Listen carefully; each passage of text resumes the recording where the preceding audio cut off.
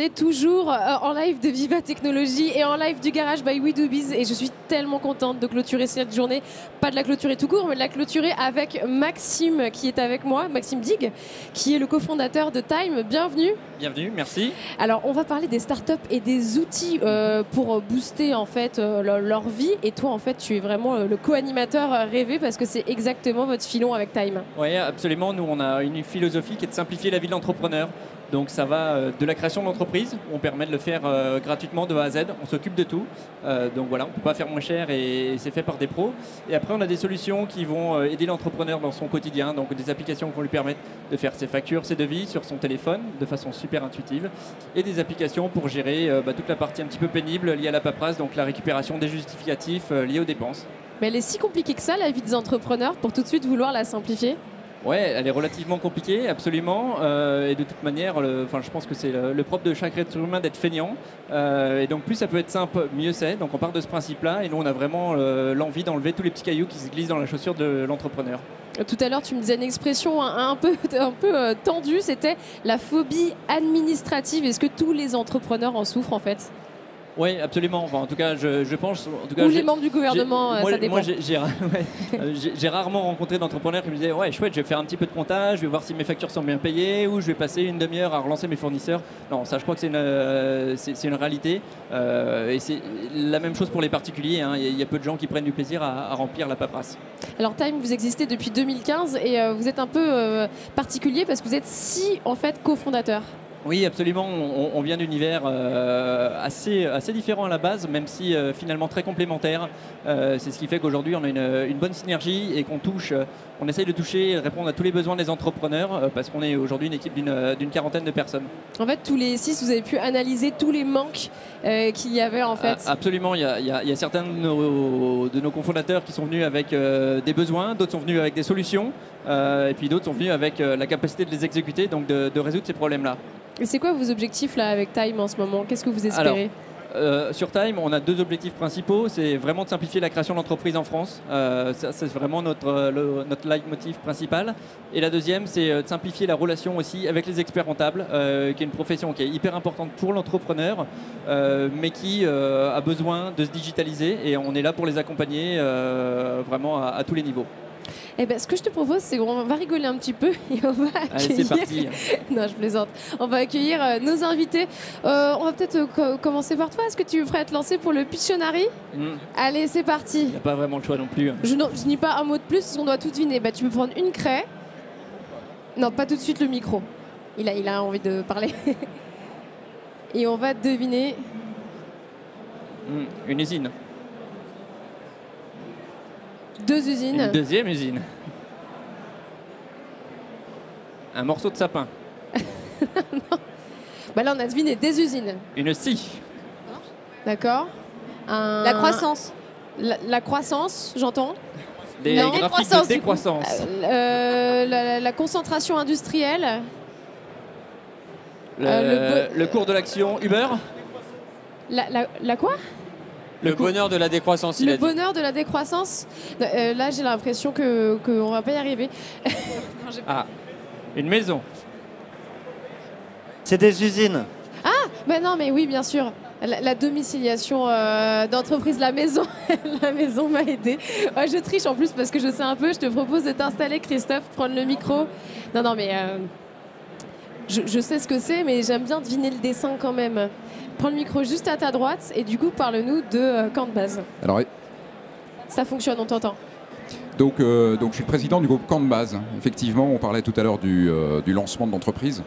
C'est une étape clé, Maxime l'a dit. Nous, on est vraiment dans cette phase d'amorçage où nos clients n'ont pas encore de siège social.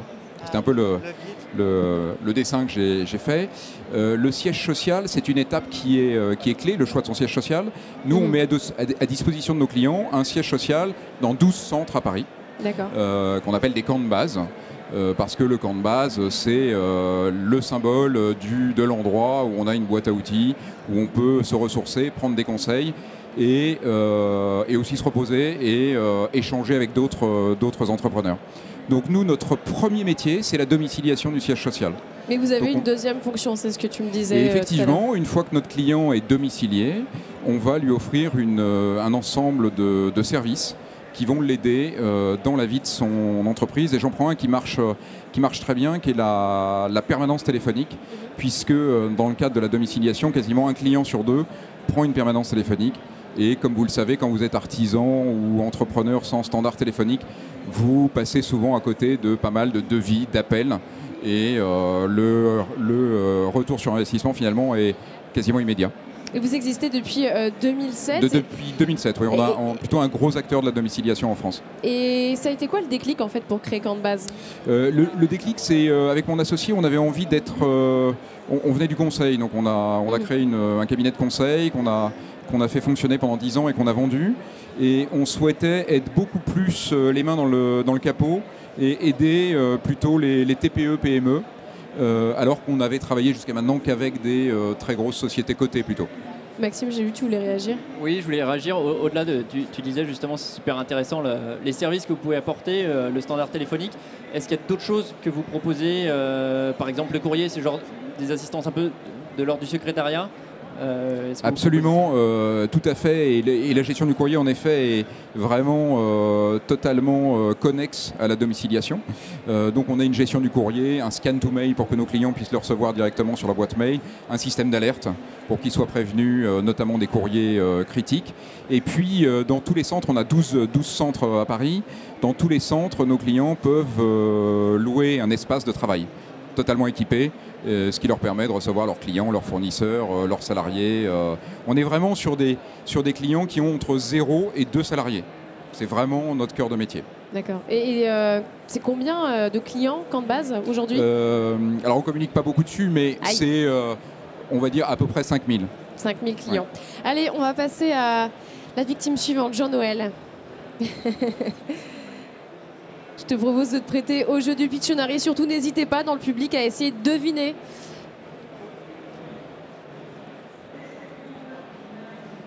Si tu peux te mettre un tout petit peu sur ta droite, voilà, pour qu'on puisse bien voir. De la Alors, pluie. il pleut. Ouais, la météo. Oui.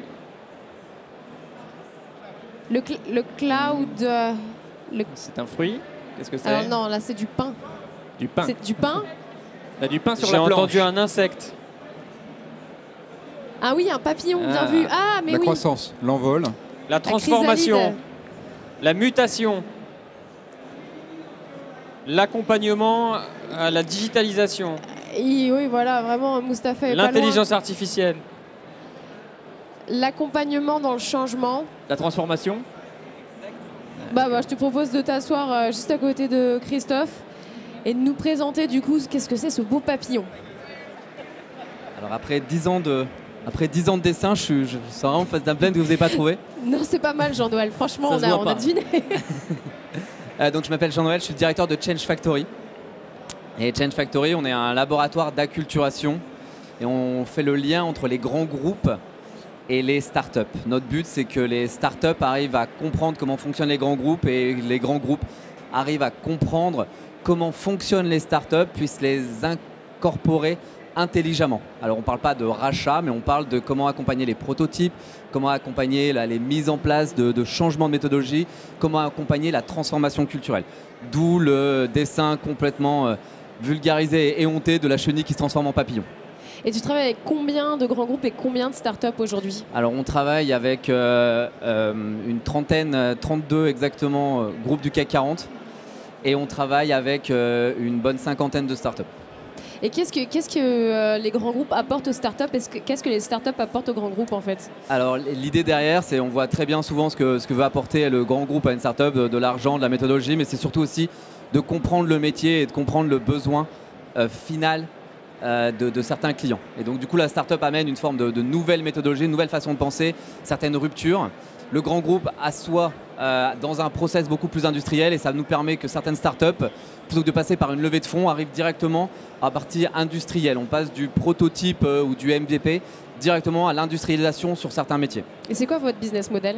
Notre business model repose avant tout sur du conseil et ensuite sur de la plateforme de compréhension de culture. Okay. Maxime. Et alors du coup, on a souvent tendance à dire que les startups sont agiles, comprennent vite, s'adaptent, etc. Alors que c'est plutôt le contraire des grands groupes.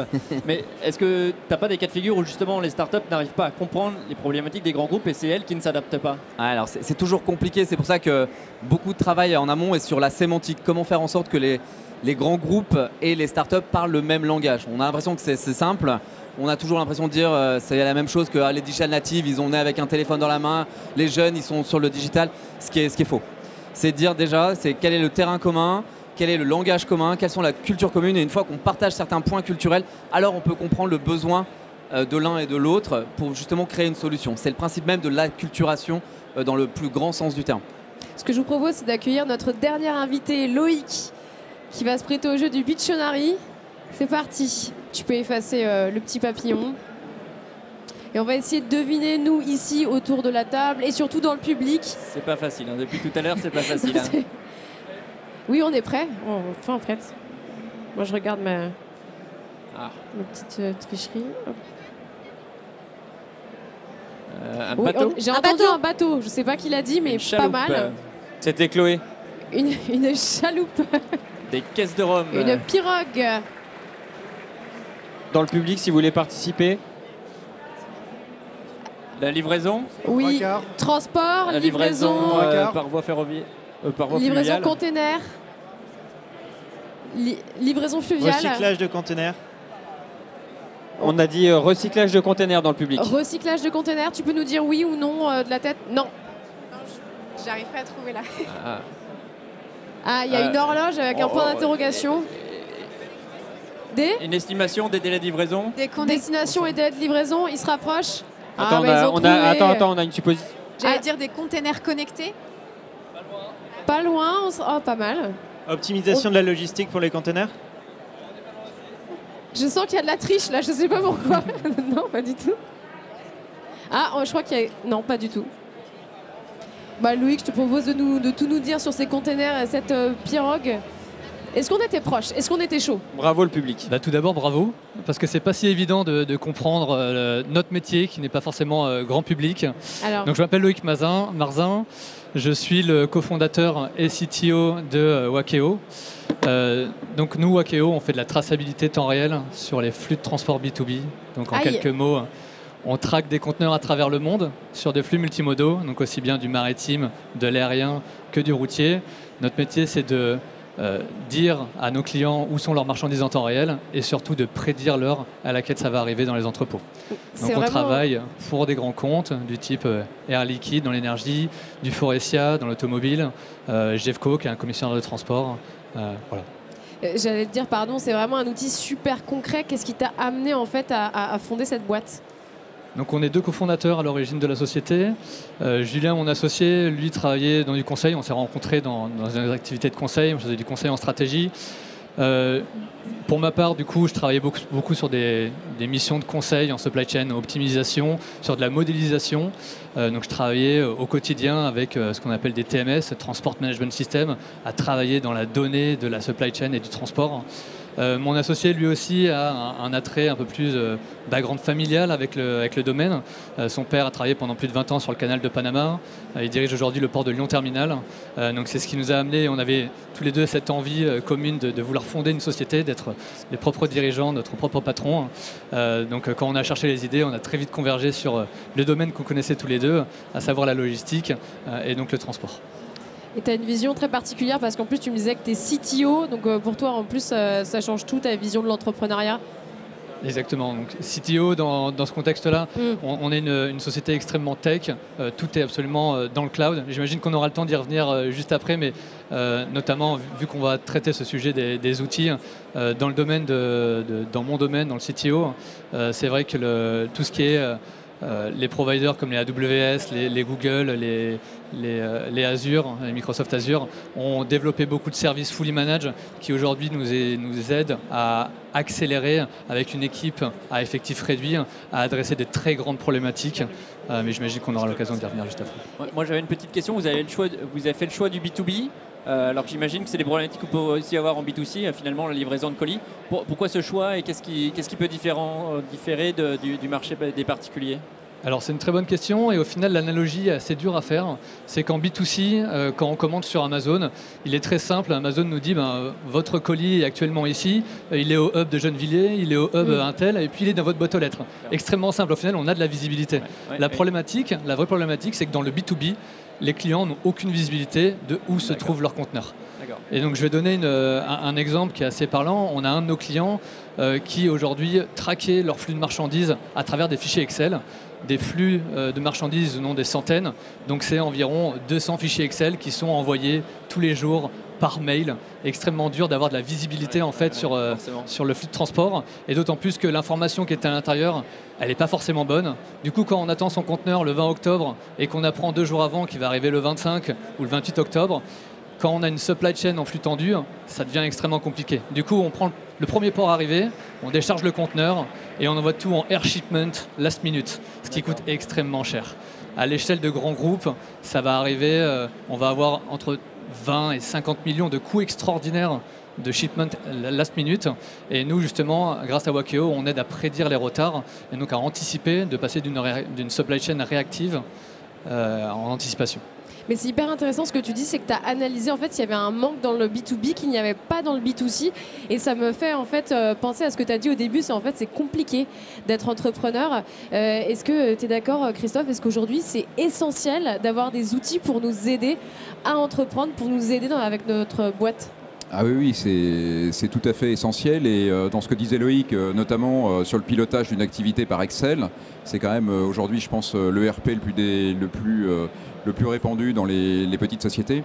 Nous on a fait le choix effectivement de proposer à nos clients des solutions simples qui sont en général des pure players. Je sais pas, vous voulez aujourd'hui gérer vos frais, faire des notes de frais, il y a des outils qui sont extrêmement simples. Vous voulez faire de la compta, il y a des outils qui sont très simples. Vous voulez vous domicilier, tout est fait quasiment de façon digitale.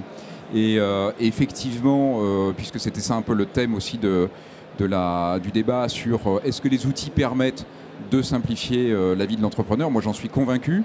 Aujourd'hui, dans un groupe comme Canbase, on utilise une petite dizaine d'outils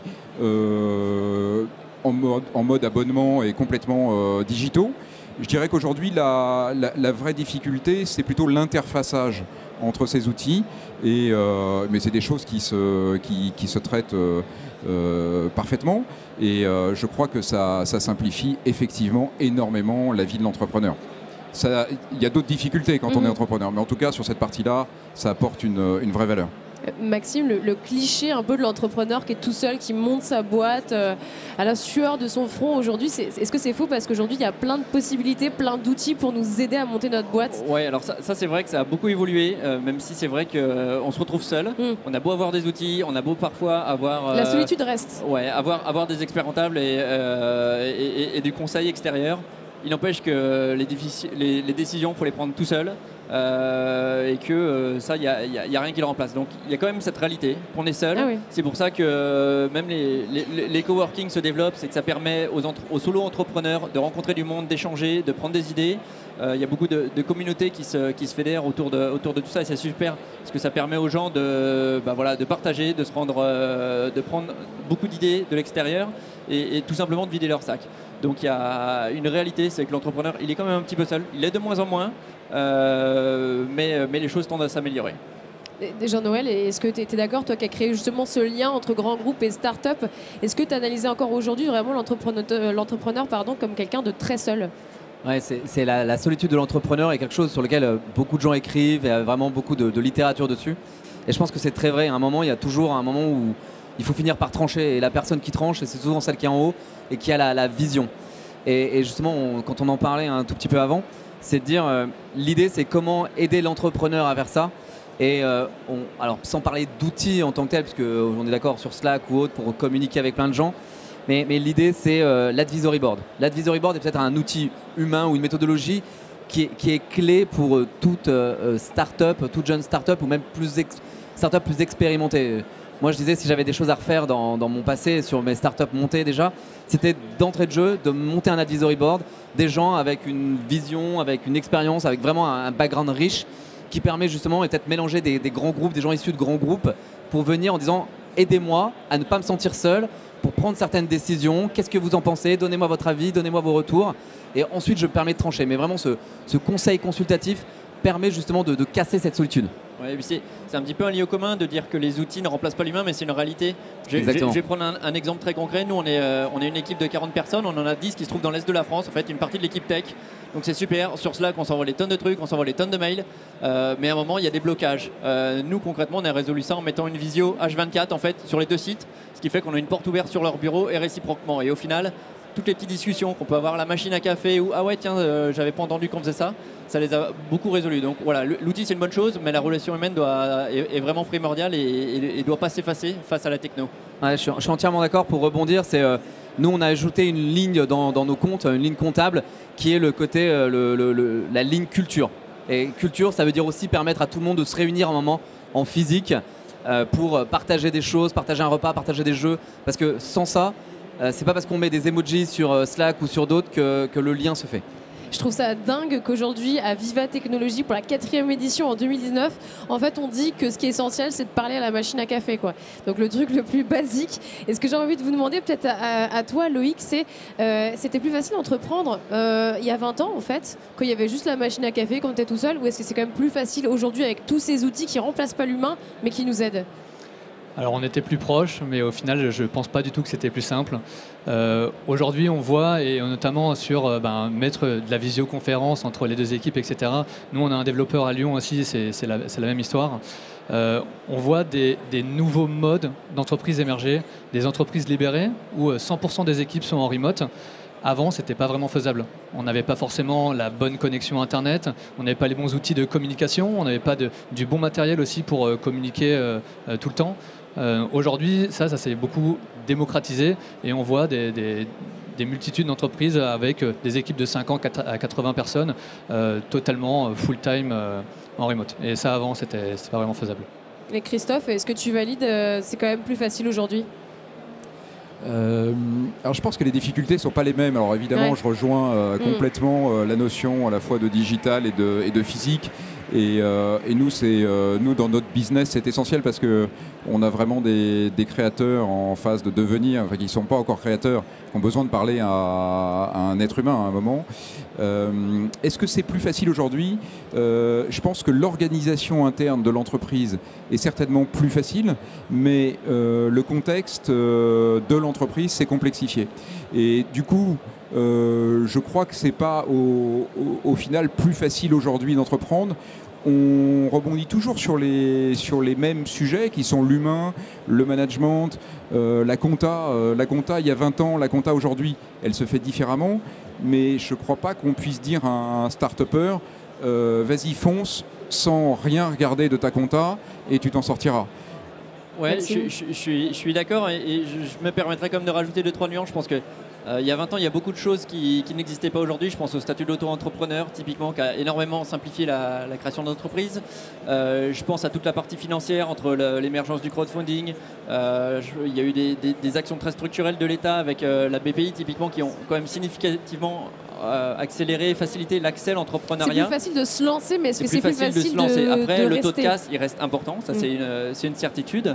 Mais c'est vrai qu'il y a cet engouement qui est un peu plus fort parce que les choses se sont simplifiées. Voilà, d'un point de vue juridique, même là avec la loi Pacte, ça tend à se simplifier de plus en plus et on ressent une vraie prise de conscience du gouvernement de simplifier l'entrepreneuriat. Et quelque part, on discute beaucoup avec des jeunes qui se lancent. Il y en a beaucoup qui nous disent c'est plus facile pour moi de trouver un client que de trouver un emploi.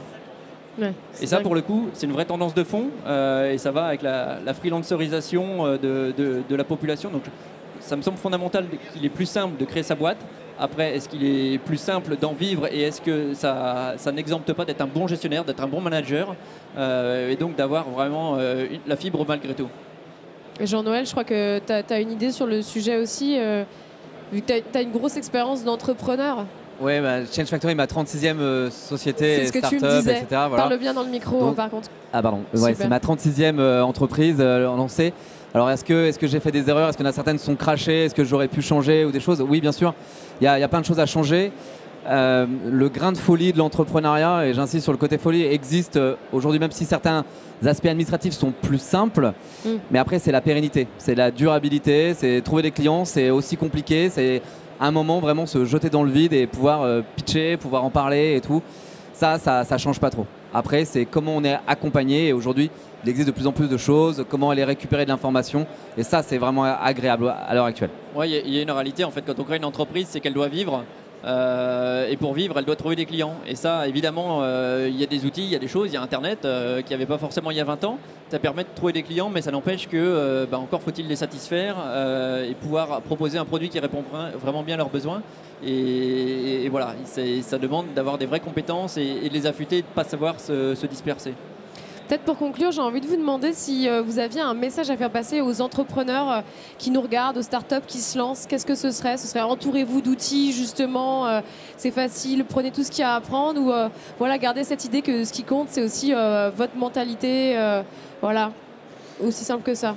Alors oui, il existe des multitudes d'outils, de bien s'entourer, évidemment. Attention quand même à rester focus, à ne pas prendre trop d'outils, il en existe énormément. Si on veut absolument, il en existe tellement en fait que si on veut tout benchmarker, si on veut tout essayer, on va juste rien faire. Donc moi, c'est oui, allez-y, il y a des outils qui sont facilités. Prenez du feedback très rapidement des gens qui vous entourent. Si ça marche bien, allez-y. Et surtout, moi, ce que je recommande, c'est de s'entourer de personnes d'un board. Mais également, nous on est passé par des programmes d'accélération type Techstars ou 50 Partners qui nous ont ouvert énormément de portes, qui nous ont apporté nos premiers clients, mais qui nous ont, dès qu'on avait un problème, que ce soit sur du légal, relire nos contrats, t'inquiète pas, on a quelqu'un pour toi, que ce soit pour n'importe quelle activité, ils avaient toujours réponse et donc on s'est fait extrêmement bien accompagner sur ce type de choses. Jean-Noël, même question. Alors moi je vais répondre en disant qu'on m'a toujours appris que les mauvais surfeurs parlaient que de leur planche. Et donc en fait, à un moment, le matériel ne fait pas tout, c'est affûtez-vous de vos compétences, comprenez le besoin de vos clients, enfin, c'est plutôt dans le parti compétences et façon d'être que dans le matériel. Christophe, pareil? Moi, un conseil que je donnerais, c'est d'arriver à apprendre à gérer la frustration. Parce qu'en fait, quand on est entrepreneur, je trouve qu'on est... on est souvent frustré de ne pas pouvoir tout faire parce que les journées n'ont que 24 heures, on a une vie de famille, Donc la gestion de cette frustration, moi je trouve que c'est quelque chose que j'ai appris pendant mes 20 ans d'entrepreneuriat. Et du coup, on est obligé de choisir quelques sujets. Et le conseil que je donnerais, c'est de faire ces sujets à fond jusqu'au bout. Parce que c'est souvent le dernier mètre qui fait toute la différence. Donc voilà, ce serait ça mon conseil. Maxime, je te laisse le mot de la fin. Allez, pour conclure, moi, ce qui est fondamental et ce qu'on avait expérimenté nous, ce qui est le plus important à notre sens, c'est vraiment de satisfaire le client. Ça paraît rien de le dire, mais le client, on ne doit pas juste essayer de le contenter, on doit dépasser ses attentes, on doit l'émerveiller. Et à partir de là, quel que soit le business, généralement quand le client est ultra satisfait, on trouve des solutions, on arrive à rebondir et l'entreprise est pérenne. Merci beaucoup à tous les quatre de nous avoir éclairés sur le sujet. Je crois qu'on a 5 minutes pour prendre des Pictionary et je vois Rémi qui acquiesce, donc on a des candidats. Absolument, on a plusieurs candidats, Hélène, donc je suis très content On va commencer donc avec Pauline. Pauline, je te laisse pitcher. Alors Pauline, lance-toi et nous, notre rôle maintenant, c'est de deviner. Puis là, on n'a aucun indice. Hein. Là, oui, là, on n'a vraiment aucun indice, ça veut dire qu'on en avait avant. La planète. Oui, la Terre. La Terre. La Terre. Des bonhommes. Petit bonhomme dans une maison. C'est un immeuble. Ok. C'est une entreprise. Extraterrestre. Des extraterrestres. Un réseau d'entreprises. On se rapproche. Internet. Coworking. Internet. On entend. La voix est venue de loin. Elle était puissante. Pauline, je te propose, tu vas prendre le micro peut-être de Rémi et de nous pitcher ta boîte. Ouais, donc je m'appelle Pauline Roussel, je suis cofondatrice de Coworkies. On est le premier réseau global qui connecte les espaces de coworking entre eux. On permet aux membres d'espaces de coworking de trouver du travail en dehors de leur espace, que ce soit dans leur ville mais aussi à l'étranger. On existe depuis 3 ans, on est basé à Berlin, on a plus de 630 partenaires dans le monde. Et on m'a dit que j'avais le droit à 30 secondes de plus parce que ça fait la 3e fois on vient à Vivatech. Prends-les. Je les prends parce que je voudrais remercier WeDoBiz et l'équipe parce que grâce à vous, on a vraiment eu plein d'utilisateurs qui ont vu notre vidéo et qui se sont enregistrés sur la plateforme. Donc merci. Ah, ça fait plaisir. Et voilà, merci beaucoup. Trop bien, génial. Bah, le meilleur pitch que j'ai jamais entendu. Bravo. Est-ce qu'on a un autre Bravo, candidat? Pauline. Oui, tout à fait. On a Jean-François. Jean-François qui va se lancer. Je ne sais pas s'il va pouvoir être aussi bon que Pauline. Il y a du défi. Une bouteille. Une bouteille de vin. Bouteille d'eau. Bouteille à la mer. Oula. Recyclage, Ah, recyclage de verre. recyclage de verre. Recyclage de verre. Tu peux nous dire oui ou non, Jean-François, on se rapproche. Réutilisation des bouteilles. Bah voilà, j'ai l'impression qu'on a trouvé. Alors, le domaine, c'est le recyclage. Vous avez raison, des bouteilles, mais des bouteilles plastiques. Ah. Et le chiffre de 50%, savez-vous qu'est-ce qu'il veut dire? Eh bien, en France, on ne collecte pour recycler 50% des bouteilles plastiques. Et c'est ça notre problématique. C'est bien dommage parce que tout existe pour recycler ces bouteilles. Les usines sont là. Simplement, c'est la collecte qui est insuffisante. Eh bien, nous, ce que nous faisons, c'est nous essayons d'augmenter la performance de collecte des bouteilles plastiques. Et nous le faisons par l'installation de machines incitatives au tri. C'est-à-dire que les gens ramènent leurs bouteilles à la machine et se voient délivrer une gratification.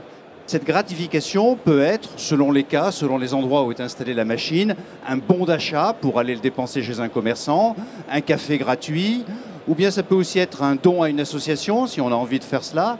Mais en tout cas, le geste est accompagné d'une gratification. Et ça, c'est important. Bon, non seulement pour la gratification elle-même, mais il y a une espèce d'effet nudge. C'est ludique, ces machines, donc on a envie de les utiliser et on arrive de cette façon à récolter beaucoup plus de bouteilles que si il n'y a pas cette incitation. Quelques chiffres, nous existons depuis 8 ans, nous avons installé plus de 300 machines en France. L'année dernière, nous avons récolté 25 millions de bouteilles plastiques que nous avons envoyé 100% au recyclage pour fabriquer de nouvelles bouteilles. Bah Jean-François, une question Il y a la des plus machines à importante, Paris c'est quoi le nom de votre entreprise? Le nom, c'est Lemon Tree. Lemon Tree. Et tu avais une question, Maxime, peut-être? Non, super. Moi, je demandais pardon. s'il y avait des machines à Paris. Oui, il y a beaucoup de machines en région parisienne, essentiellement dans des supermarchés et dans des locaux tertiaires, dans des entreprises, dans des bureaux. Mais de plus en plus, nous sommes sollicités pour en mettre dans l'espace public, des gares, des aéroports et des collectivités, des installations sportives, culturelles, etc. Merci beaucoup, Jean-François. Merci beaucoup pour ce pitch. Oui, on peut l'applaudir. Est-ce qu'on a un autre candidat, Rémi? Oui, tout à fait. Un dernier dernier, candidat. peut-être. Sylvain, au Pictionary. Merci. Qui va fermer le bal pour cette deuxième journée de Viva Technologie. En beauté, j'espère. C'est des petites boîtes. Des cailloux, des... C'est un bonhomme. Un bonhomme de neige, on dirait. C'est des robots. On nous dit robot intelligent dans le Des public. lunettes. Un vélo? Un vélo. Un vélo, trottinette Un électrique. vélo connecté, une trottinette électrique, oui. Est-ce qu'on se rapproche ou pas, Sylvain? Oui. Ah, une mise en relation. Un Transformers. Une mise j'entends en dans le relation, public. oui, c'est ça? On a deviné? Alors Super. vas-y, Sylvain, on t'écoute. Tiens, Sylvain. Donc bonjour à tous, merci de m'accueillir une nouvelle fois parce que j'avais déjà pitché il y a 2 ans avec vous et avec Thomas et on utilise toujours la vidéo d'ailleurs aujourd'hui. Moi je suis Sylvain Bourrier, cofondateur de Weave Up. To weave en anglais ça veut dire tisser. Et ça c'est pas parce que j'habite sur les plantes de Croix-Rousse à Lyon, mais c'est parce qu'on essaye de créer du lien entre les membres des communautés déjà existantes dans la vraie vie, les clubs professionnels, les associations, les syndicats ou les communautés internes à l'entreprise pour faire en sorte que les gens aient envie de se lever le matin pour aller travailler avec leurs collègues. Pour ça, on a une appli de matchmaking qui calcule les affinités entre les membres et qui va permettre d'avoir un référentiel membre intelligent et activable par la data, par la localisation et de l'autre côté activable par les événements et les rendez-vous en one-to-one. Merci beaucoup Sylvain, c'est clair comme de l'eau de roche et je vous promets qu'on ne paye pas les gens qui viennent pitcher, ils veulent juste nous remercier. Donc merci à toi Sylvain. Je pense qu'on va conclure là-dessus. Merci beaucoup à tous de nous avoir suivis pendant cette deuxième journée de Vivatech. On se retrouve demain dès 9h pour d'autres émissions, débats et interviews. À demain alors. Merci.